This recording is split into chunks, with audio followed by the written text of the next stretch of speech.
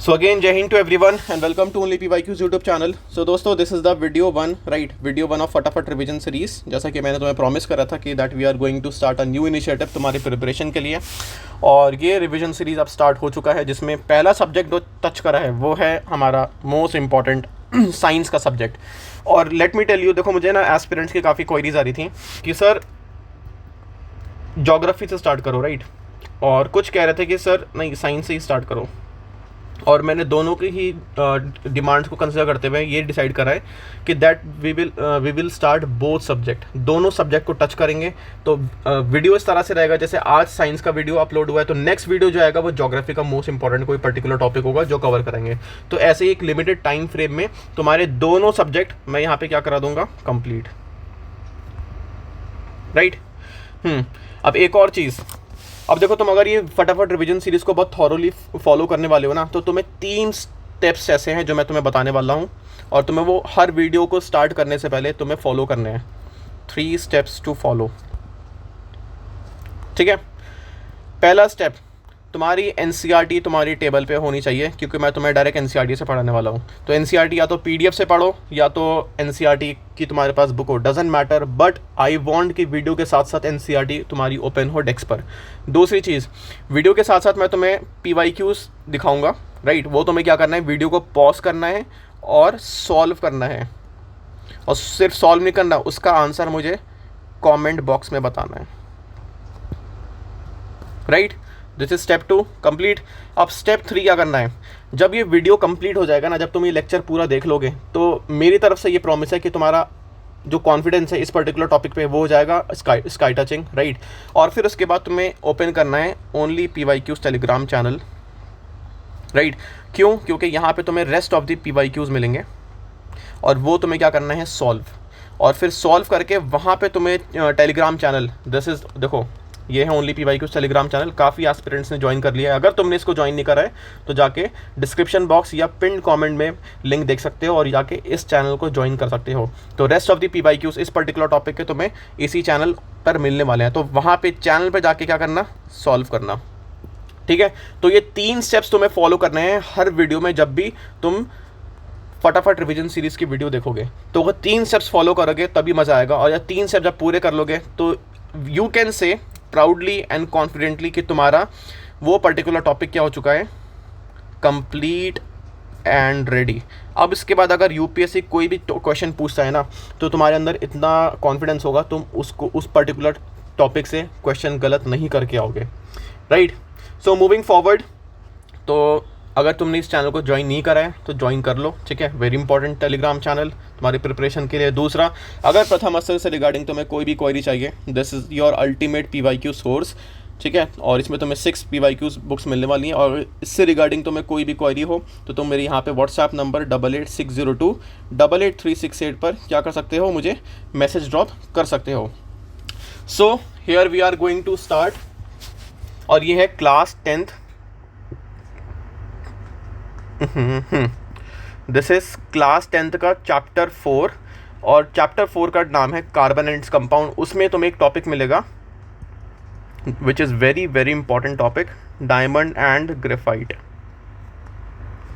Right? So make sure कि तुम्हारा ये पेज खुल चुका हो, यहाँ से हम करने वाले हैं। सो देखो, carbon and its compound, right? अब जो कार्बन होता है ना, देखो सबसे पहले तुम्हें पता होगा कि कार्बन के 3 एलोट्रोप्स होते हैं, और उसी के बारे में यहाँ पे हम पढ़ने वाले हैं। 3 एलोट्रोप्स कौन कौन से होते हैं? एक होता है डायमंड, एक होता है ग्रेफाइट, और एक होता है बकमिनिस्टर फ्लोरीन, राइट? सो अब यहाँ पे मेरे साथ मार्क करते करते चलो जो भी इंपॉर्टेंट होगा। और देखो याद रखना, अगर मैं किसी चीज़ को रेड मार्क करा रहा हूँ ना, तो मेक श्योर कि तुम उसको अच्छे से मार्क कर लो, क्योंकि वो एरिया होगा जहाँ पे यूपीएससी तुम्हें ईजिली ब्लफ करेगा एग्जाम में, राइट? तो अगर मैं किसी वर्ड को, कोई पर्टिकुलर कीवर्ड को रेड से हाईलाइट करूँ तो दैट मीन्स वो पर्टिकुलर कीवर्ड बहुत इंपॉर्टेंट है। सो यही सारी टेक्निक्स तुम्हें फॉलो करनी है एनसीईआरटीज़ पढ़ते हुए टाइम। इस तरह से अगर पढ़ोगे एनसीईआरटी, तो तुम एनसीईआरटी पढ़ने के बाद तुम अपने मार्क्स को लूज़ नहीं करोगे, क्योंकि काफ़ी एस्पिरेंट्स का रहता है कि वो एनसीईआरटी पढ़ने के बाद भी क्वेश्चन सॉल्व नहीं कर पाते और मार्क्स को लूज़ करते हैं एग्जाम में। तो यहाँ पे क्या लिखा है, the element carbon occur in different form in nature with widely physical properties, ठीक है? तो देखो नेचर में ना कार्बन डिफरेंट फॉर्म्स में अवेलेबल होता है, और जिसकी प्रॉपर्टी, फिजिकल प्रॉपर्टीज़ क्या होती हैं, वेरी करती हैं, राइट। तो तुम्हें ये चीज़ रखना है, कार्बन जितना भी नेचर में अवेलेबल है उसकी फिजिकल प्रॉपर्टीज़ वेरी करती हैं, वो सेम नहीं होती, राइट, वेरी करती हैं। ये पॉइंट कीवर्ड तुम्हें याद रखना है। दूसरी चीज़ नेक्स्ट है, both diamond and graphite found by carbon atom. Simple सी बात है, डायमंड एंड ग्रेफाइट क्या है, ये प्योर कार्बन के बने हुए हैं और इसी वजह से हम इसको एलोट्रोप बोलते हैं, किसके, कार्बन का। सिंपल सी बात है। The difference lies in the manner, just एक second, the difference lies in the manner in which the carbon atom are bonded to one another. अब दोनों डायमंड और ग्रेफाइट में डिफरेंस क्या है, डिफरेंस इस चीज़ का है कि इसमें जो कार्बन एटम है वो किस तरह से आपस में कंबाइन हुए हुए हैं। जैसे यहाँ पे तुम पिक्चर देख सकते हो, जैसे यहाँ पे देखो, यहाँ पे स्ट्रक्चर दे रखा है डायमंड का, दूसरा स्ट्रक्चर दे रखा है ग्रेफाइट का, ठीक है। दोनों ही कार्बन के एलोट्रोप हैं, but at the same time यहाँ पे जो कार्बन का स्ट्रक्चर है, ठीक है, और यहाँ पे ग्रेफाइट का स्ट्रक्चर है वो डिफरेंट है, और इसी वजह से यहाँ पे दो हमें अलग अलग तरह के क्या मिलते हैं, एलोट्रोप्स मिलते हैं कार्बन के, राइट। नेक्स्ट यहाँ पे इन डायमंड, आप देखो यहाँ से इंपॉर्टेंट होता है और यहीं से यूपीएससी ने क्वेश्चन भी पूछा है। यहाँ से देखो, in diamond each carbon atom is bond with 4 other carbon atom forming a rigid 3-dimensional structure।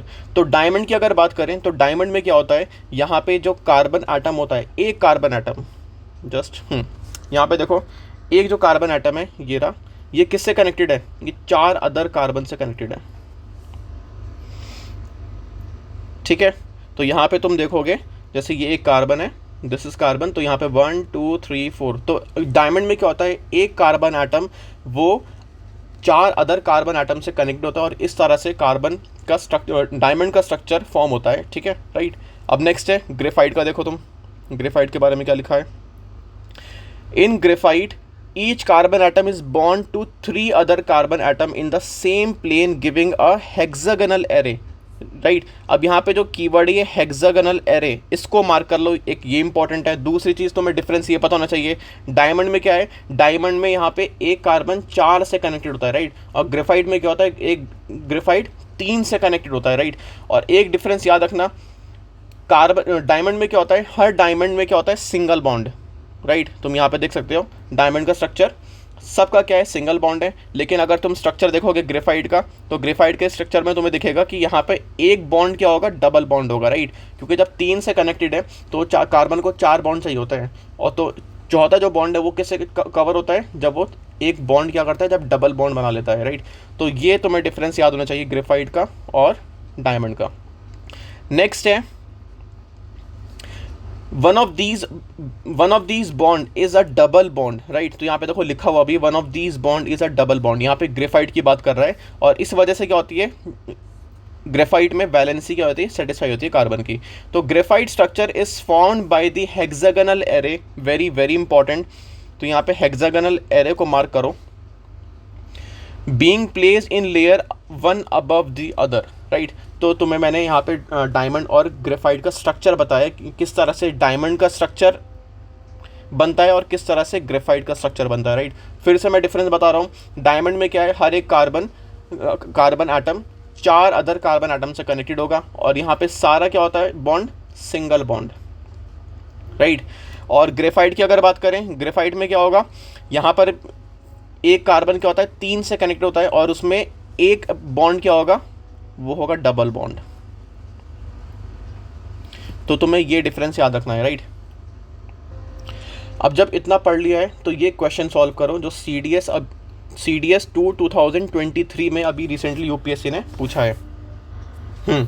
ये क्वेश्चन देखो क्या लिखा है, which of the following statement is correct about diamond and graphite, ठीक है। तो 4 स्टेटमेंट दे रखे हैं, जो करेक्ट स्टेटमेंट है वही तुम्हारा आंसर है। पहला क्या है, diamond and graphite have similar physical and chemical properties, ठीक है। दूसरी statement, diamond is hard but graphite is smooth and slippery. तीसरा statement, diamond and graphite are both non conductor of electricity, both diamond and graphite have similar structure. देखो सबसे पहले इसको तो तुम आराम से हटाओगे क्योंकि डायमंड और ग्रेफाइट का स्ट्रक्चर सिमिलर नहीं है, राइट, ये कैंसिल हो गई, ये कट है। नेक्स्ट है diamond and graphite are both non conductor of electricity. बिल्कुल गलत बात है। डायमंड ग्रेफाइट क्या होता है, ग्रेफाइट इजीली इलेक्ट्रिसिटी को कंडक्ट कर लेता है, तो ये स्टेटमेंट भी सिंपल सी गलत है। Next, diamond is hard but graphite is smooth and slippery. Yes, ये जो स्टेटमेंट है ये बिल्कुल करेक्ट स्टेटमेंट है। और जो फर्स्ट स्टेटमेंट है वो देखते हैं वो क्यों गलत है। यहाँ पे क्या लिखा है, diamond and graphite have similar physical and chemical properties. देखो यहाँ पे केमिकल प्रॉपर्टीज तो सिमिलर होती हैं, बट जो फिजिकल प्रॉपर्टीज हैं वो सिमिलर नहीं होती, जो हमने यहाँ पर ऊपर देखा था। क्या लिखा हुआ था, देखो, the element carbon occur in different form in nature with widely varying physical properties. ठीक है, तो फिजिकल प्रॉपर्टीज वेरी करेगी, भली केमिकल प्रॉपर्टीज तुम्हें क्या मिल जाए, सेम मिल जाए, राइट। तो इस वजह से इसका आंसर बी होगा और ए ऑप्शन बी गलत हो जाएगा। सो नाउ मूविंग फॉरवर्ड, अब यहाँ पे लिखा हुआ है नेक्स्ट, देखो, these two different structures result in diamond and graphite having very different, ये बहुत इंपॉर्टेंट कीवर्ड है, इसको मार्क कर लो फटाफट। वेरी डिफरेंट, डिफरेंट क्या है, physical properties, right, even though there chemical properties are same. ठीक है, तो तुम्हें याद रखना है डायमंड एंड ग्रेफाइट में क्या है, फिजिकल प्रॉपर्टीज डिफरेंट हैं और केमिकल प्रॉपर्टीज सेम हैं। ठीक है, राइट। अब नेक्स्ट देखो, diamond is the hardest substance, simple सी बात है। ठीक है, बचपन से तुम्हें पता होगा ये बात। नोइंग वाइल ग्रेफाइट क्या है, स्मूथ एंड स्लिपरी, और यही सेम स्टेटमेंट यूपीएससी ने क्या कर रही थी, देखो यहाँ पे लिखा हुआ है, एक सेकेंड,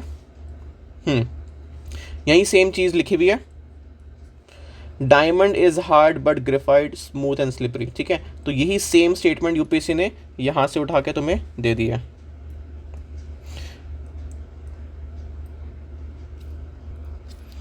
अब आगे रीड करो, आगे क्या लिखा है, graphite is a very good conductor of electricity. Simple सी बात है, ग्रेफाइट किस में यूज होता है, पेंसिल में यूज होता है, और तुमने देखा होगा स्कूल में इवन एक्सपेरिमेंट करा होगा कि पेंसिल से इलेक्ट्रिसिटी पास हो जाती है बिकॉज उसमें ग्रेफाइट होता है, which is a very good conductor of electricity unlike other non metal that you studied in the previous chapter. ठीक है, नेक्स्ट यहाँ पे, diamond can be synthesize by subjecting pure carbon. अब तुम्हें पता होना चाहिए, जैसे फॉर एग्जाम्पल देखो, डायमंड जब बनता है ना, तो एक तो प्योर प्रोसेस के थ्रू बनता है, सॉरी नेचुरल प्रोसेस के थ्रू बनता है, जिसमें डायमंड को क्या करते हैं हम, very high temperature, very high pressure के अंदर उसको रखा जाता है और फिर वो डायमंड में कन्वर्ट हो जाता है। ठीक है, so the synthetic diamond are small but otherwise indistinguishable from natural diamond.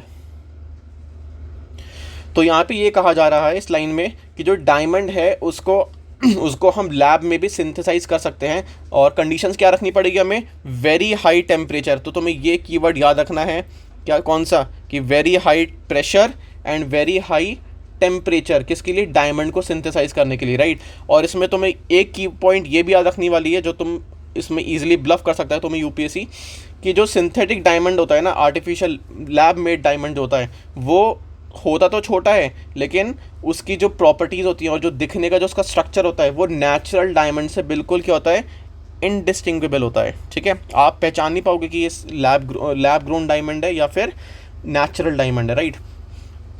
और इसी से रिलेटेड तुम यहाँ पे एक न्यूज़ देखो, द हिंदू आर्टिकल है, द हिंदू का, Surat adds its sparkle to lab grown diamond. जब अभी रिसेंटली जब श्री प्रधानमंत्री नरेंद्र मोदी ने यूएस की फर्स्ट लेडी को क्या करा था, लैब ग्रोन डायमंड गिफ्ट करा था, राइट। और ये 2023 की न्यूज़ है। अब तुम मुझे बताओगे यहाँ पे कमेंट बॉक्स में कि यूएस फर्स्ट लेडी का यहाँ पे क्या मतलब है, राइट। सो अब आगे रीड करते हैं, थोड़ा सा और रह गया है, फिर उसके बाद हमारा टॉपिक ख़त्म। अब यहाँ पे देखो क्या लिखा हुआ है, C60, राइट। तो C60 क्या है, ये है बक मिनिस्टर फ्लोरिन। ठीक है, ये थर्ड एलोट्रोप मिली है कार्बन की, राइट। तो ये भी क्या है, एलोट्रोप ऑफ कार्बन है। तो यहाँ पे क्या होता है, carbon atoms arrange in a shape of a football. तो यहाँ पे कार्बन एटम फुटबॉल की शेप में अरेंज होते हैं। Next, since this looked like a geodesic dome designed by the US architect Buckminster Fuller, the molecule was named fullerene. ठीक है, तो यहाँ पे जो इसका स्ट्रक्चर है ना, वो जियोडिक डोम की तरह लगता है, जिसका आर्किटेक्चर कौन है, डिज़ाइन किसने करा है, यूएस आर्किटेक्ट बकमिंस्टर फुलर, और इसी के नाम पे उनका ये जो थर्ड एलोट्रोप है कार्बन का, वो रख दिया गया है, राइट। अब इसी के रिगार्डिंग यहाँ पे तुम क्वेश्चन देख सकते हो। देखो CDS 2021 में पूछा गया है कि which of the following allotrope, carbon allotrope is are a good conductor of electricity, right. तो कौन सा बताओ गुड कंडक्टर ऑफ इलेक्ट्रिसिटी है? सिंपल सी बात है, कौन सा है? ग्रेफाइट है। तो इसका आंसर होने वाला है सी, ना डायमंड है ना फ्लोरीन है। नेक्स्ट यहाँ पे देखो CDS 2023 का question, which of the following statement is true about diamond and graphite, ये तो हमने सॉल्व कर लिया है, तो जिसका आंसर क्या था? बी।